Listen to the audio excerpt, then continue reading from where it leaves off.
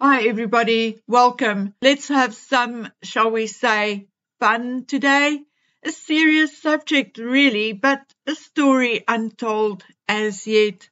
Okay, so as you know, I've been on this major search for the truth about Archie and little Betty's true birth circumstances.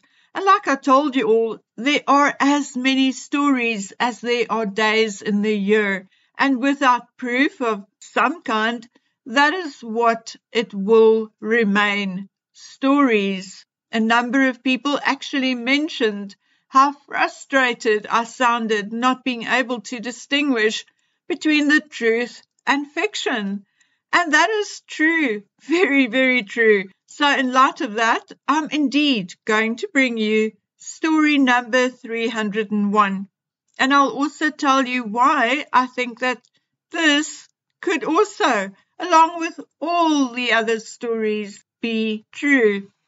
You see, I was told a long time ago, and with that I likely mean 3 or 4 years ago, that when Harry and Meghan were dating, still in 2017, before the engagement, a girl approached the palace and, well, I recently heard one version, but a long time ago I heard another version.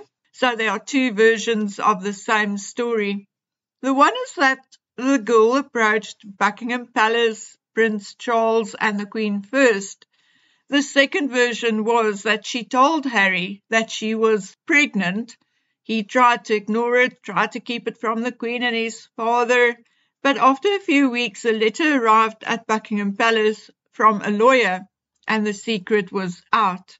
An urgent meeting, allegedly, was held with the Queen, Prince Philip, Charles, Harry, and a lawyer. It was decided to do an in vitro DNA, and it was found that it was indeed Harry's child. Now, Harry, allegedly, apparently, was being very difficult. None of the suggestions made by the family was indeed good enough.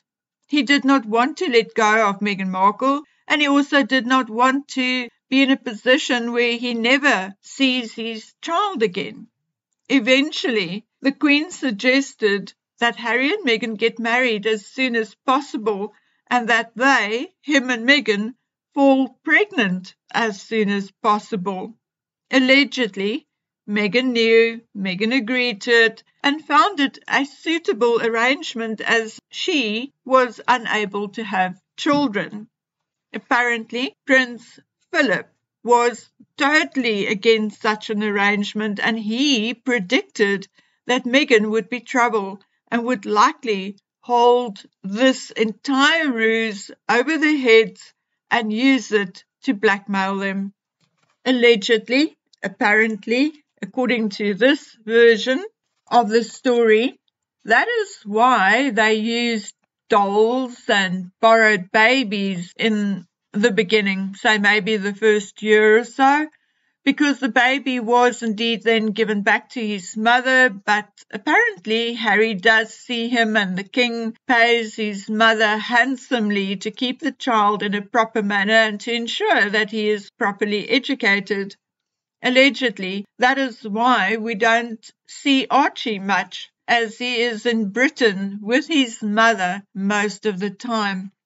Now, as fantastical as this may sound, it isn't too far-fetched either, and here is why. Number one, I was told a long time ago while Harry and Meghan were still living in Tyler Perry's mansion, or maybe just shortly after, that there was absolutely no baby stuff in the trash. Number two, I was also told that Archie came and went and was never there when Harry wasn't there. Number three, I was told that the child which Meghan was carrying with that big bump, the one with the beanie, remember? I was told that was the real child known as Archie, and that he was not on his way to school, but actually on his way to the airport to return to England. So you see, guys, it does not matter what. One can make any story fit, but the fact remains that the actual truth is out there somewhere. maybe one of these stories is actually true. But because there are so much fakery and foolery out there, we don't know which story is the true story. The thing is that unlike with other children, like say your neighbor's children or any other random children, royal children have a baseline, a certain order which they stick to from the day they are born.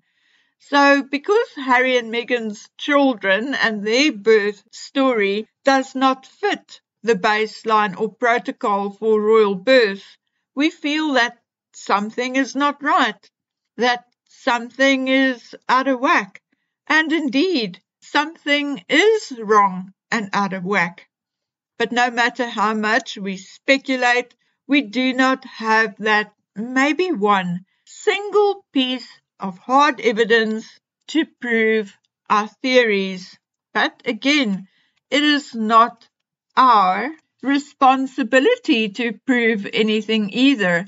It is the responsibility of the monarch and leader or head of the Church of England to be honest with us. But in the meantime, until someone comes to their senses and spill the truth, we are certainly allowed to speculate. So what do you think about this story? Do you think it is possible? Could that be why someone I spoke to said Archie looked like a month to 3 months old when she saw him at supposedly 5 days old? Could this be why Meghan Markle said in earshot of Tyler Perry's aunt that if this story of her fake pregnancy leaked out, she will say the royal family forced her into it? Now come on guys, tell me what you think. Okay, it's a short one, but I will be back soon. Until then, please take good care of yourselves. Bye.